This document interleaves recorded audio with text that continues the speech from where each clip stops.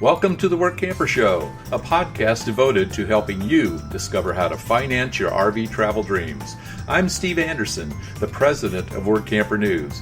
Each one of our episodes will either introduce you to people who are already living the RV lifestyle or to opportunities to work short-term jobs. You'll also learn how to hit the road the right way and make the most of every opportunity. Now let's turn over today's show to your host, Greg Gerber.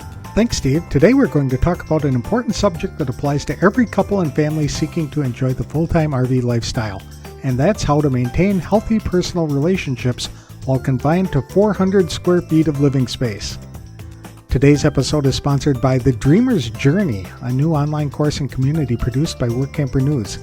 Life is way too short to keep your dreams on hold, so don't be held back by fear, because you were designed for more. Get started in the RV lifestyle the right way with this comprehensive guide. For a monthly subscription fee, people can participate in 2 online webinars every week to learn things like what type of RV to buy, goal setting, how to budget for the adventure, developing a positive mindset, where to call home, and how to find a job or start a mobile business. All online events will be recorded for watching anytime. Subscribers can also join an open question and answer session once each month. For more information, visit www.rvdreamersjourney.com. Levi and Natalie Henley have been married for 12 years and full-time RVing for 6 of them. In fact, they've also worked 20 work camping jobs together. Through it all, they've learned a lot about each other's personal habits and traits on the job and how to differentiate what goes on at work from their private lives. Levi explains how work camping is different from traditional work situations because the couples are often working side by side rather than at different work sites. So it's no longer a matter of coming together and asking each person how their day went because they've been sharing the same experiences and working with the same people. What is important is that couples process their feelings pertaining to what is happening on the job in a way that bolsters healthy communication rather than bottling in any frustrations they may experience. It's essential that couples support one another in work camping situations, to be a supportive cheerleader when things aren't going well, and coaching the other person on how to make the situations better. They discuss an issue I never would have considered before, and that's how many couples may playfully interact with each other in words and actions that could cause problems for other employees and would be considered violations of company policies. It's also important in work situations when a spouse says or does something that annoys the other person. If a different employee had done the same thing, it would likely have been easier to brush off. However, because the spouse was the offender, different dynamics come into play. The Henleys discussed the importance of giving each other plenty of space for alone time to decompress through tough situations or simply to pursue a hobby. Work camping can be particularly troubling for some couples who have never worked together in employment situations. The Henleys offer advice on what to expect during those early jobs so that couples can be aware of what's likely to happen so they can recognize a potential problem before it becomes a big flare-up. To tell us how they maintain a positive relationship with each other as well as the other folks they must work with in work camping situations, please welcome Levi and Natalie Henley to the show. Thanks for joining us again, Levi and Natalie. I appreciate the time. We're going to talk about something that's been on my mind for a long time, and that's the impact of full-time RVing on relationships. How long have you folks been full-time RVing and work camping? We've been full-time RVing for 6 years, and we've been work camping for the entirety of that 6 years.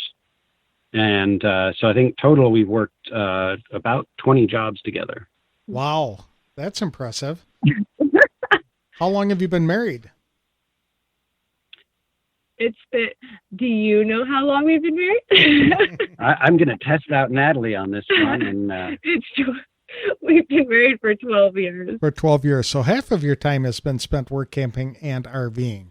So, yeah. Oh, okay. I guess it has. Yeah. I didn't even think about that. Super. And you've had how many jobs working together? It's been a little bit over 20 jobs. They range from working at campgrounds. We worked at a pumpkin patch and a Christmas tree lot together. And then we've kind of worked more, indirect jobs like through Amazon, sugar beet harvest. We worked at Prairie Berry Winery and Christmas Decor, a decorating company. Okay, so that's given you a lot of time to work together. It's almost like you run a business together, and a lot of people do that as well, where they're never really separated because they're always working together and living together. So Absolutely, yeah. How is work? We actually had a little business together before we started full-time RVing. We co-owned a pet sitting service in Las Vegas for a couple of years. So I think that was our first experience, like working together. Mm-hmm. Has work camping brought you closer? I would say yes. Definitely. Yeah. I mean, we're pretty much with each other all of the time. So physically, it definitely has brought us closer. But yeah, also, I guess. I think we've learned a lot about each other's working style and kind of how to differentiate that from our personal lives. Mm-hmm. Well, it's a challenge, really, because you've got two people confined to the same 400 square feet. So it's better than being in a yacht. I mean, you can't go for a walk if you're out in a boat or a ship or something like that out at sea. But in an RV, you can at least get away. Yes, exactly. So are there some things that, how has work camping brought you together? I mean, the time together, obviously, and working together, but shared experiences too. Does that help? In a lot of ways, sharing the experiences have, as opposed to, when you both have two different jobs, and you kind of go to your jobs and then you kind of come back and give highlights of the day, to your partner. You don't necessarily know exactly what the work life is of your partner.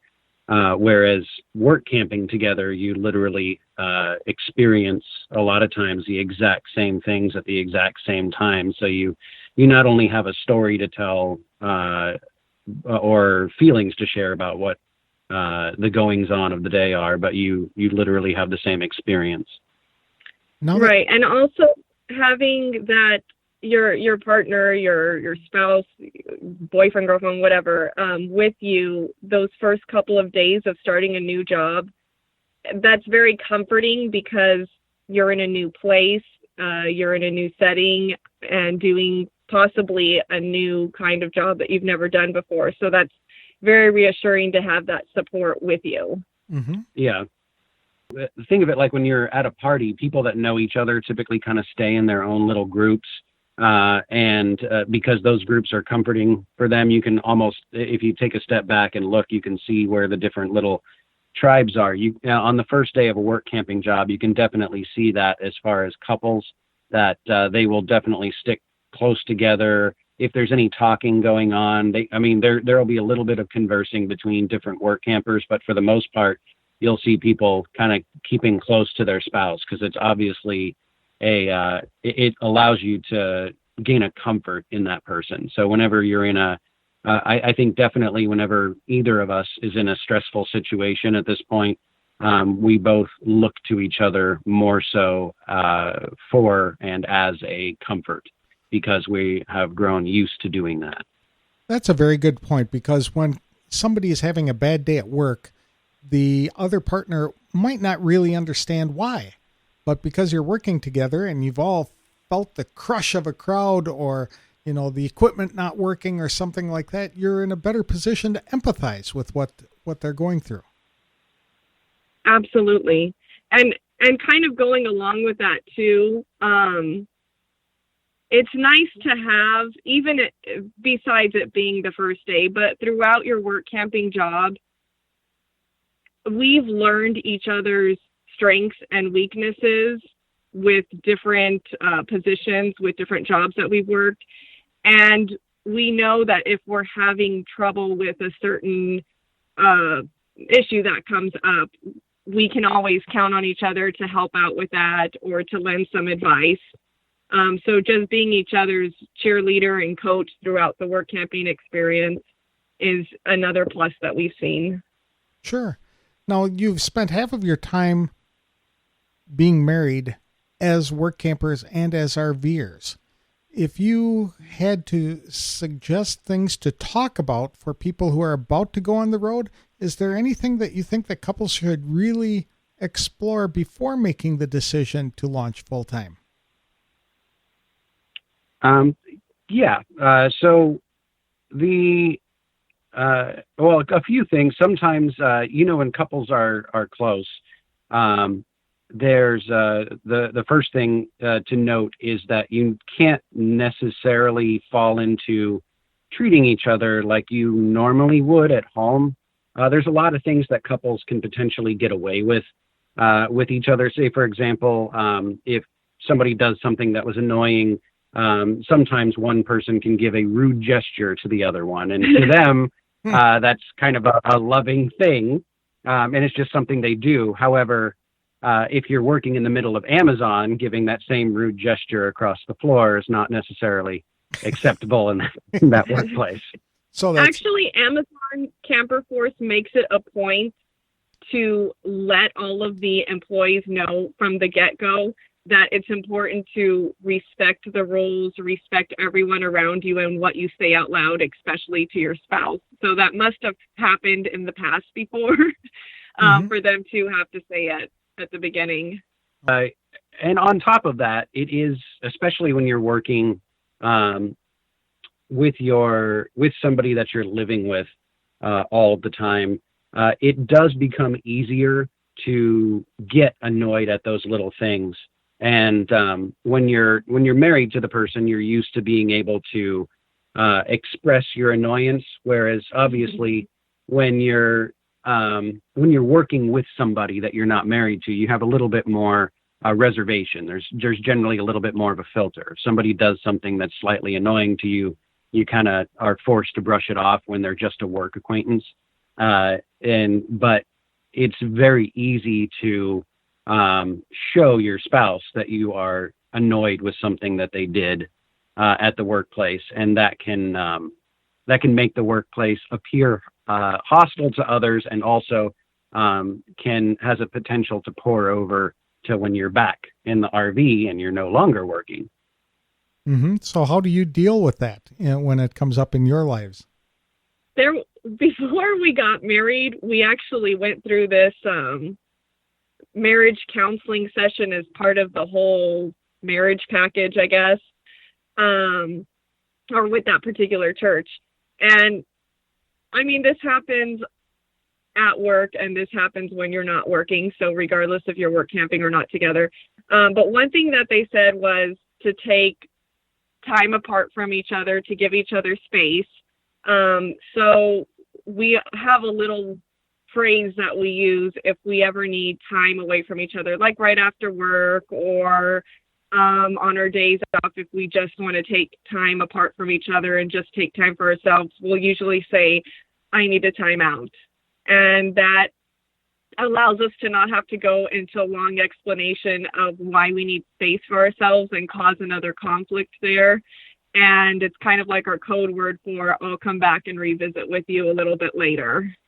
After I calm down, right? Right, exactly. Yeah.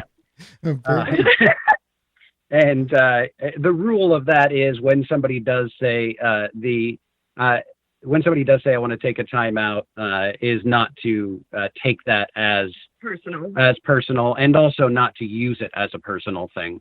Because you can very angrily tell somebody that you're taking a time out. But you can also say it logically. I need a time out sounds a lot like go do something else with yourself.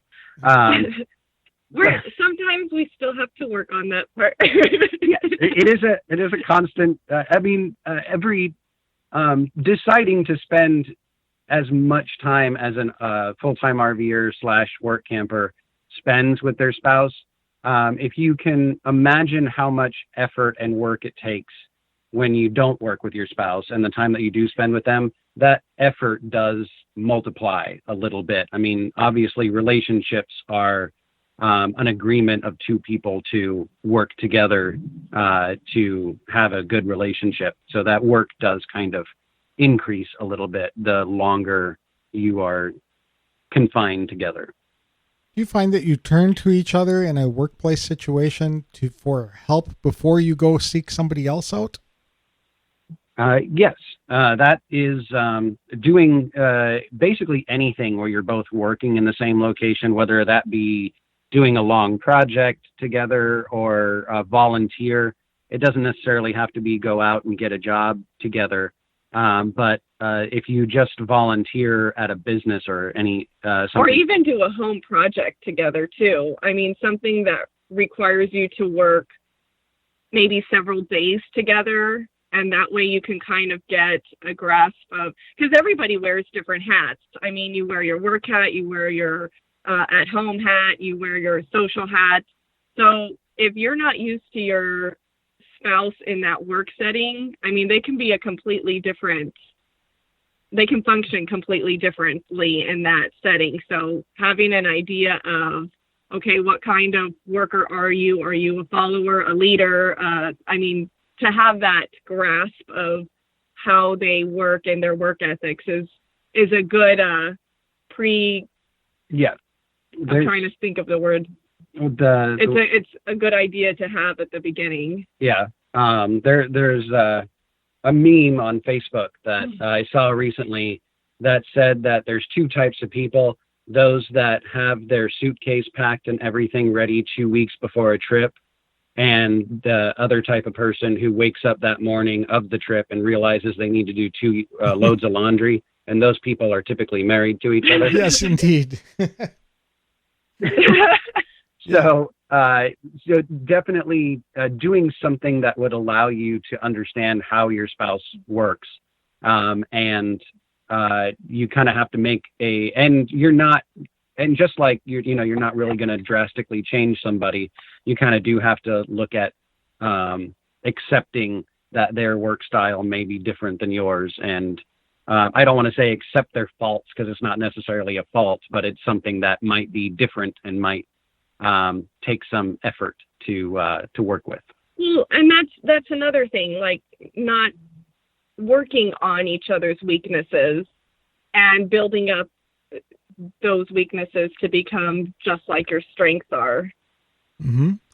I would imagine that if I were working with a spouse side by side, that my attitude and demeanor at work would be entirely different than it would be at home. At work, I would tend to be more of a head down, let's get the work done, no nonsense kind of stuff, kind of personality. But at home, I'd be a little bit more open and more caring and things like that. Is there a way for couples to discern this or figure this out? Yeah, it kind of boils down to, well, first of all, the process of learning how each person is at work, and what their personality type is, and understanding that the differences are not necessarily a bad thing, is the first thing. And the next would definitely be to, if there is something that concerns you about work, or how your spouse is at work, to communicate and ask questions. Because, I mean, generally, if two people have decided to live in a small box together, they obviously feel that they have care for each other and are willing to work things out. But the other person doesn't always know if there's an issue. So communication is definitely a big part of that. If, as you were saying, say, for example, somebody is much more no nonsense at work, and then at home they're a bit more open and caring. If another person takes that as a bad thing, they need to communicate with that person and say, hey, why do you do this? And it might just be a simple explanation of, well, when I'm working, I just want to get the work done and I don't want to mess about. And it's so easy to say, well, you just need to communicate with each other. I mean, we worked together before full-time RVing with that pet sitting business.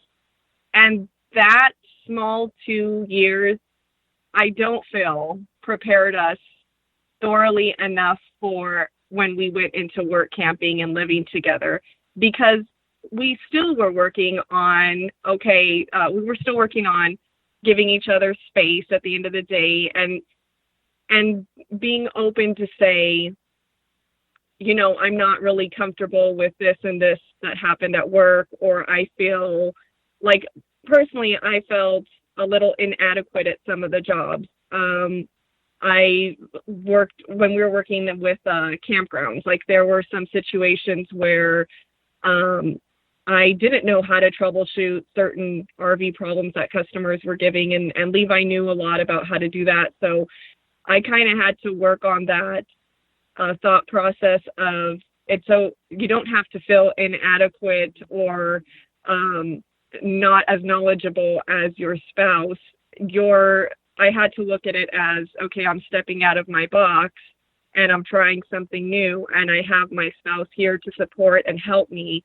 So I shouldn't feel that inferiority, like you're working together as a team. But what I'm trying to say is the whole communication process is a process. So you need to give each other time and patience, and you'll find your groove with each other as you're work camping, and it's almost like a little dance that we do now. I mean, we know how each other is in the work environment and what kind of worker we are, and we're able to help each other out with our ebbs and flows as we go through a season.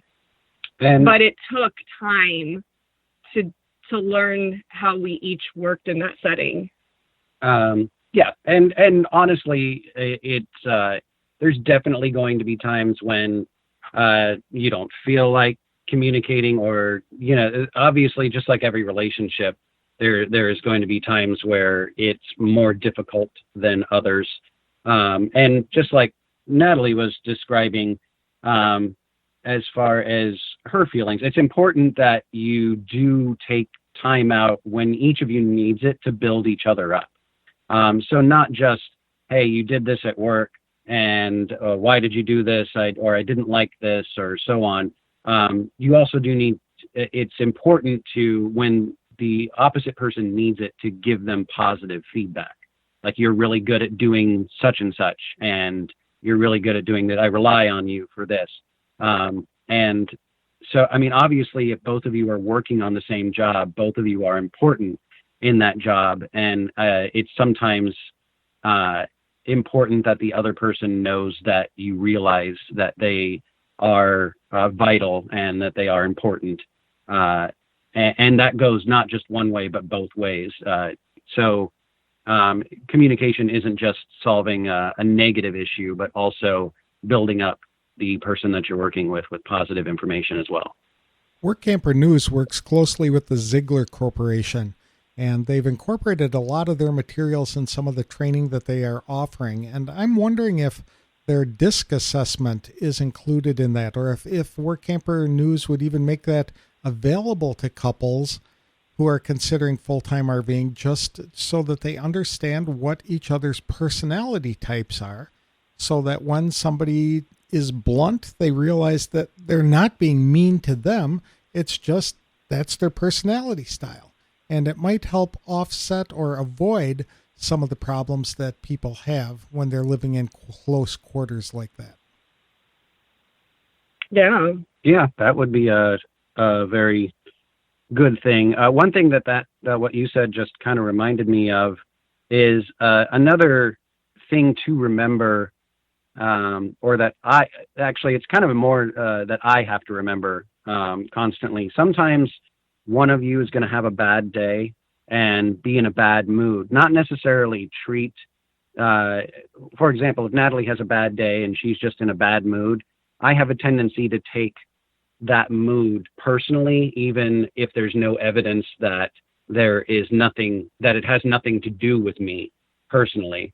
And so it therefore can kind of pour over and make the other person combative, or also in a bad mood when it's really not called for. It's kind of one of those things that we kind of have gotten to a point now. We do a lot of communication without even saying anything. Yeah. I mean, we can kind of read each other fairly well at this point.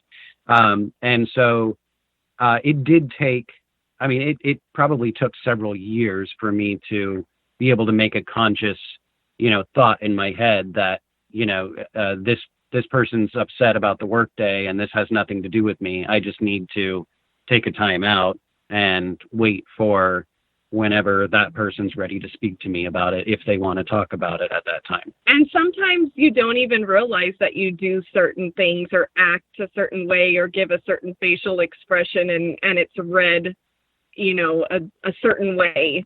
And through work camping with each other for 6 years, not only have we learned about each other's strengths and weaknesses and how we work good together, but we've learned about ourselves and how we are in the work environment that we never knew that we actually were projecting out to others.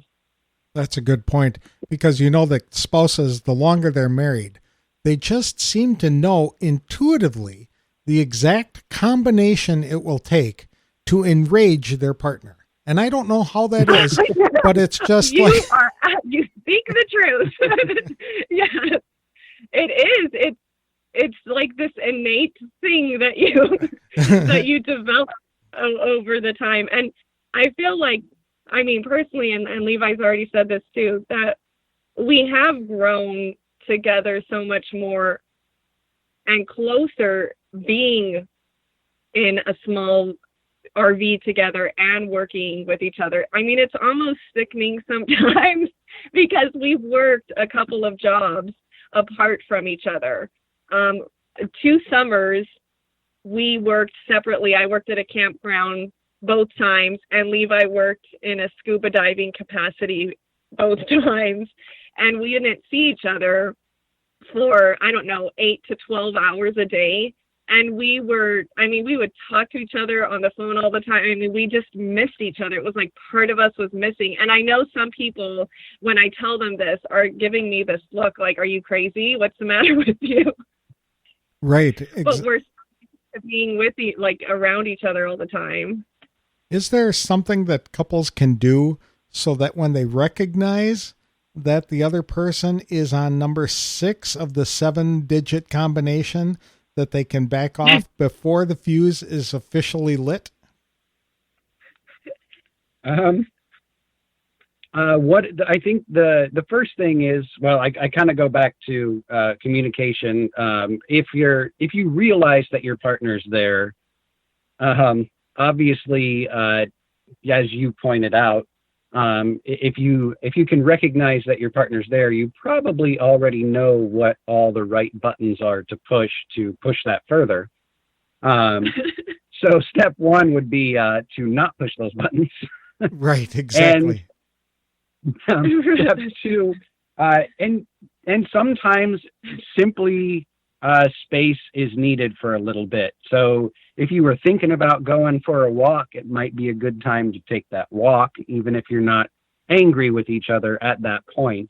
If you recognize that the person just needs a little bit of defusing time, give that to them. And sometimes not even necessarily leaving the RV, busying yourself with something in the RV can be helpful. Well, if there's chores that need to get done, you can always go and do the laundry or go and get groceries or something helpful like that. That might help diffuse the situation too. I've noticed that doing the dishes helps me sometimes. Which is good because there are plastic dishes in RVs, right? I think we have some glass still, but so so basically recognizing it, not pushing the buttons, and every once in a while, I have noticed that I have kind of pushed the buttons a little bit at times, where basically if I recognize something's wrong and I don't understand, asking what's wrong, that can be a very loaded question in and of itself.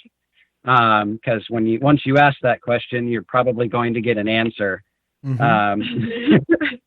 If it has nothing to do with you, you might get an answer. It has nothing to do with you. However, if it was that while you were working all day, you were tapping your nails on the desk in a particular rhythmic manner, and it just drove them up the wall, and they don't want to see your face at this moment in time, it could be that answer. Right. You sound like you've experienced this before. How do you folks maintain individual interests? I know that's important in a marriage, that each member of the couple have their own hobbies or things that they like to do that they just squirrel away. Do you make time for that? Oh, absolutely.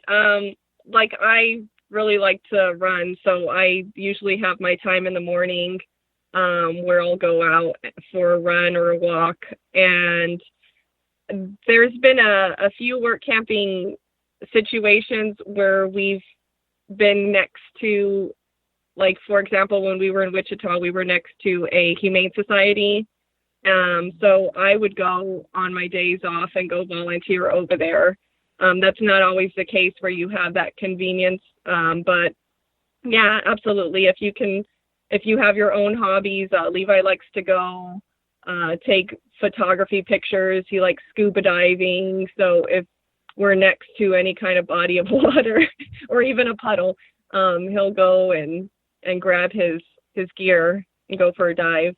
And sometimes the different things that we're doing, for example, Natalie is perfectly comfortable just hanging out and watching TV. Like 90% of the United States, apparently, she enjoys crime shows.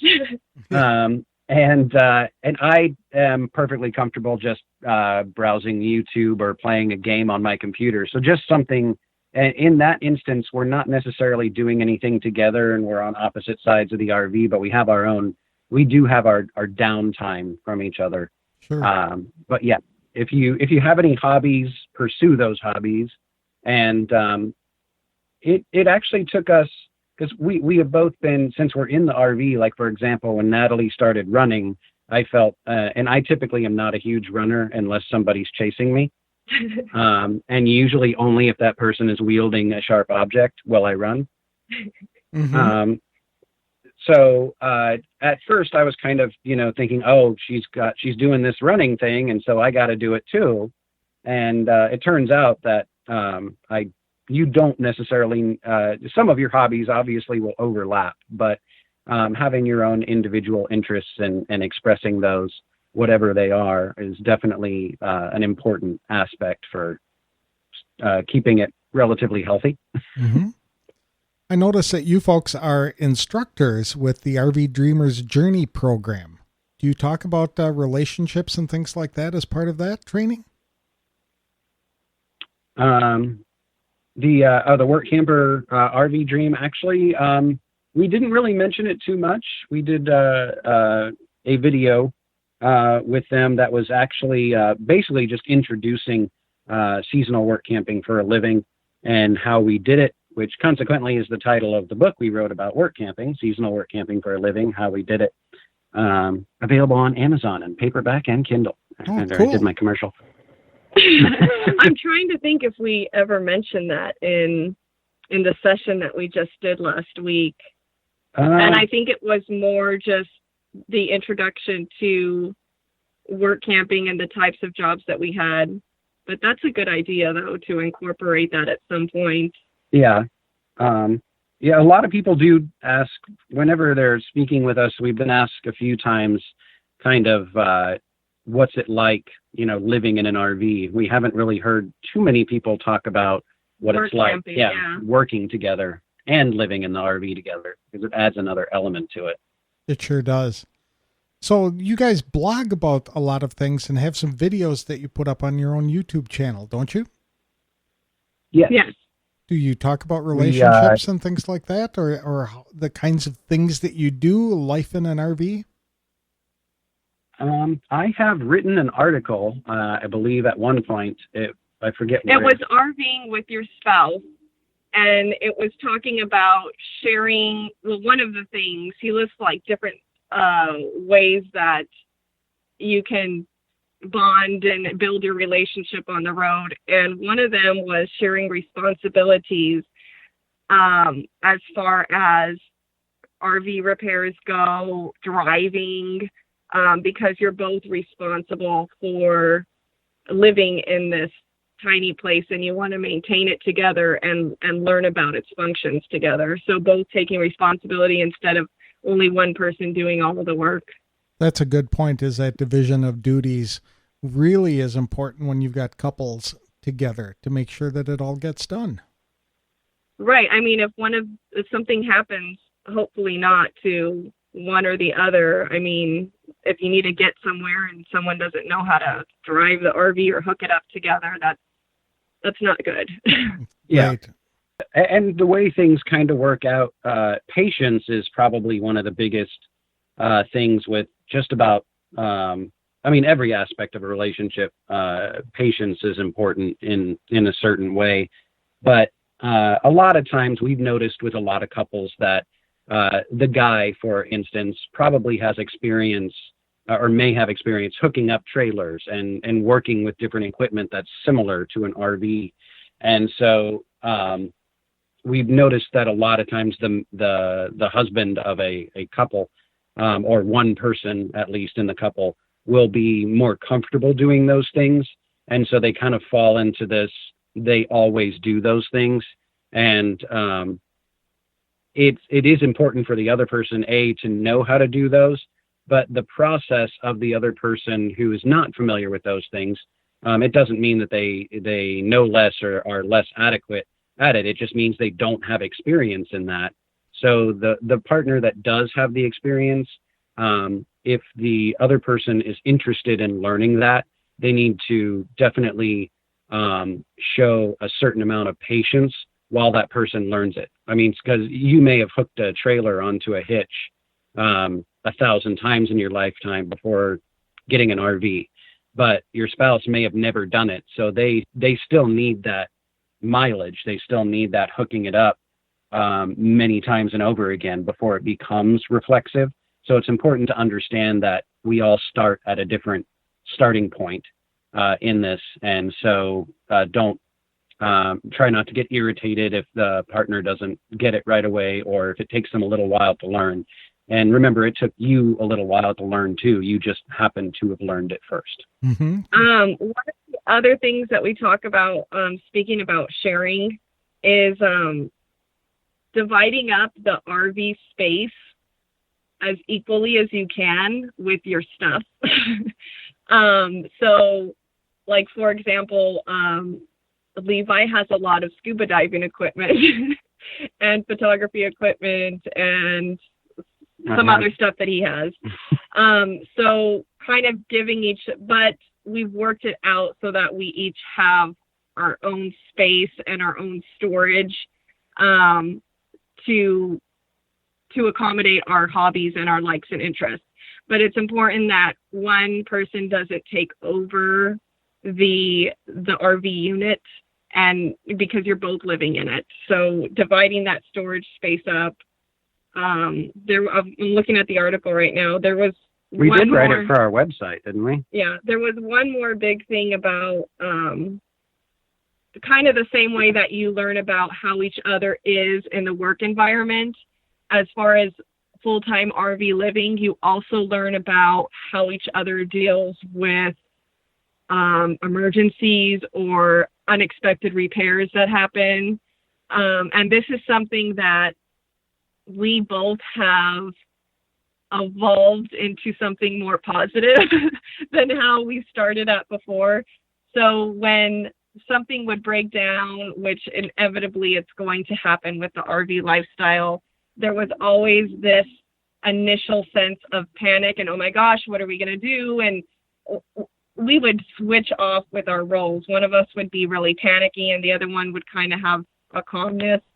And that's good that we were opposite of each other, because at least we could balance each other out. But I mean, there might be a situation where a couple is just freaking out, both of them at the same time, and that's not helping out solving the situation, which will happen. And that needs to be expected, that your ride is not going to be smooth with this lifestyle.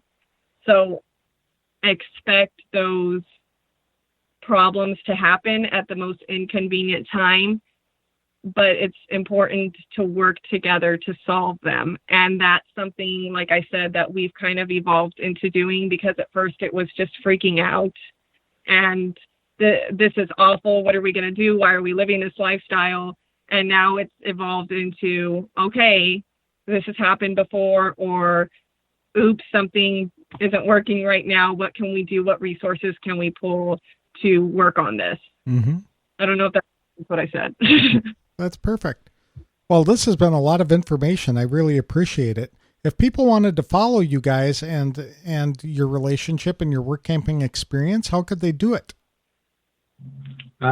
You can, we have our website, henleyshappytrails.com.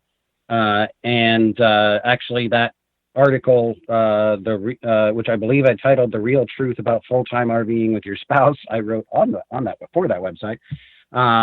And we also have a YouTube channel by the same name, Henley's Happy Trails. And we post regularly. If you go to the website, you can sign up for our newsletter. We try to make it monthly. Sometimes work camping and traveling and all of that, we don't get to it exactly monthly, but we try to. And of course, we have our work camping book, full-time or seasonal work camping for a living, how we did it, on Amazon and Kindle. And so those are pretty much, we also are on Facebook and Instagram. So it's all Henley's Happy Trails. So if you Google that, you should find it. We also write for a few, we write consistently for Workamper News, and we also write consistently freelance for camperreport.com, as well as a couple other online publications. So if you Google Henley's Happy Trails or our names, you're bound to find us somewhere on the internet. But henleyshappytrails.com and YouTube would be the main places. Do you have any last minute words of wisdom for people? Well, we're not marriage counselors in any sense of the word. Our whole point on this session today, on this podcast, is we come across a lot of new RVers, a lot of new RV couples, and as we're doing our jobs together, we'll recognize certain things, that the behaviors that other RVing couples are doing, and kind of reminiscing on our own experience getting into that work camping environment. And our whole point on this is to say, yes, it's going to take work and effort and compromise and a bit of humility and being emotional and mentally strained at some time when you're work camping together, aside from full-timing RVing together. But it's important to know that you are in this together, you're each other's support system, and it's only if you are devoted and willing to work on it, your relationship on its own will just develop and be closer the more that you do this. Make sure that you have like Titanic love music in the back as you're recording this. That's a good idea. So, and basically what she said, definitely recognize that the two of you are a team. And if you've ever worked in a team environment, it does require everybody to do their part, and also not only understand the strengths and weaknesses of their teammate, but also to build the other teammate up and allow them to shine in those unique strengths. Very good. And support them in their weaknesses. I think we should write a lifetime script. There you go. That's right. Or just take one of the main 6 scripts that are used in the Hallmark movies and then just tweak it a little bit. Right. Super. Well, thank you again, guys. I really appreciate the time, and I wish you the best of luck at the beet harvest. Yes, thank you very much. We appreciate always talking to you. Yes, thank you. And hopefully the weather's great for beets this year.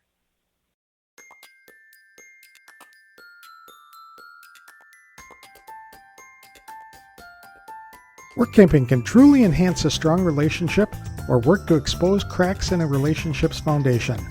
That's why I'm particularly grateful to Levi and Natalie Henley for coming on the show to explain what they do that works to maintain a positive and successful marriage. As they noted, sometimes people just have a bad day at work or get into a bad mood. But we tend to internalize that and believe the other person is upset with us specifically, when in fact it could just mean that the other person's having a bad day or overwhelmed about something that doesn't even involve the spouse.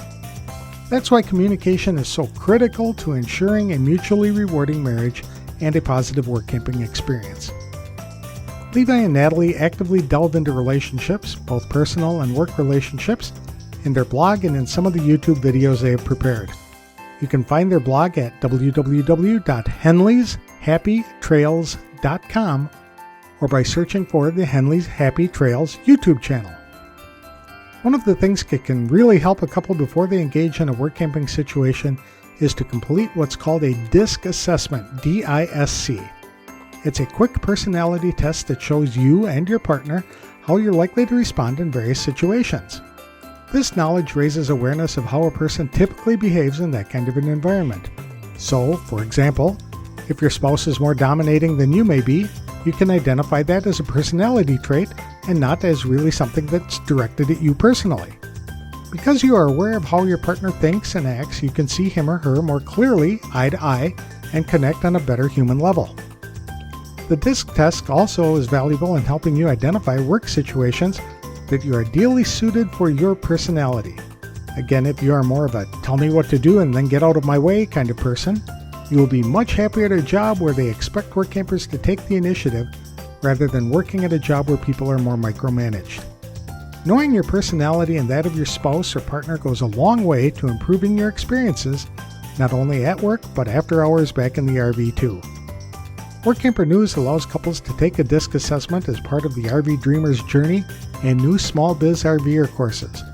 However, you can't just take the test itself by visiting the Workamper site.